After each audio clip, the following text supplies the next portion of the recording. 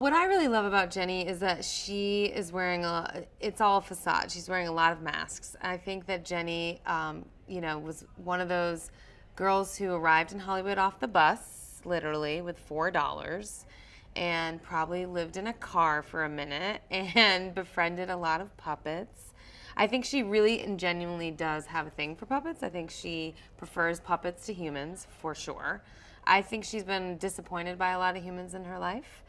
And so when she first came to LA and got involved with the Happy Time gang, that was her big break. I mean, she thought that her world was made.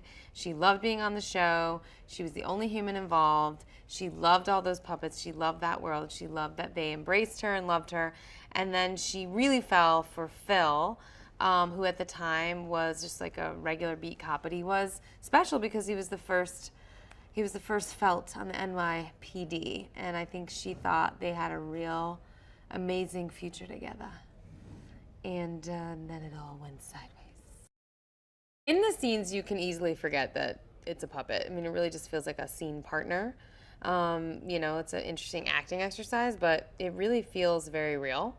The difference is that when you're on set, there's holes in the floor and there's a lot of, height differences that have to be addressed, and there's a lot of green screen and people walking around in green that have to be addressed, and then there's a lot of start and stop for the little things that the puppets, we really want them to be animated in a way that feels as realistic as possible, but the puppets, so every once in a while, like, their hand doesn't really let go of a gun, there's just certain things that they can't really do as easily, and so it's a bit, it's all those little technical issues that come up that luckily we have a great director who knows the world of puppets inside and out in Brian Henson, and he's, I think, very trusted by all the performers here and really understands that little nuance, and really wants it to be as perfect as possible when the puppets are featured on screen.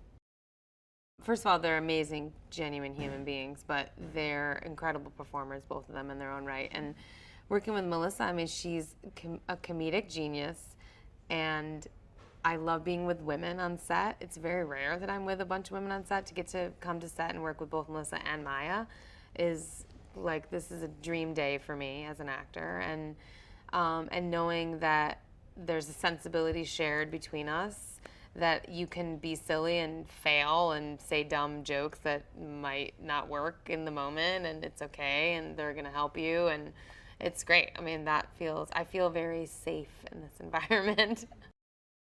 I've always thought that the artistry of puppeteering is pretty amazing and something to be celebrated. So really one of the things I'm excited about is just people seeing the interaction in a real way, in something that feels like it belongs on the big screen, in this very sort of noir murder mystery thriller. Like, it's very fun to do, and the fact that we've embodied them with the characteristics of very modern, real people. They swear, they love, they have sex, they're doing adult things that adults do, and I think there's a nostalgia for puppets for people that are older, and then a real intense interest for people that are younger, and I think it's a great recipe.